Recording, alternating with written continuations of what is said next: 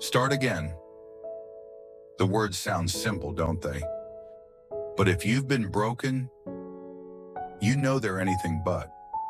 Maybe you've lost someone. Maybe you lost yourself while loving someone else. Maybe the job fell apart. The dream ended. The version of you disappeared, and you sit quietly wondering, where did the time go? Why do I still feel stuck while the world moves on?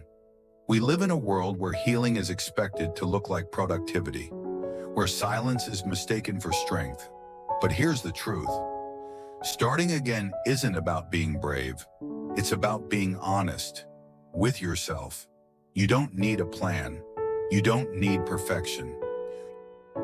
You just need to whisper, I'm not done yet.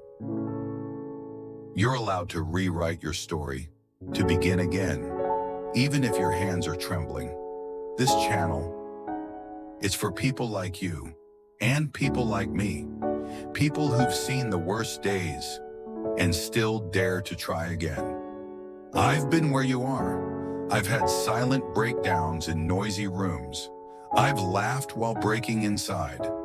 I've said I'm fine more times than I can count. This isn't a channel for advice. It's a channel for truth. Unfiltered, quiet, real.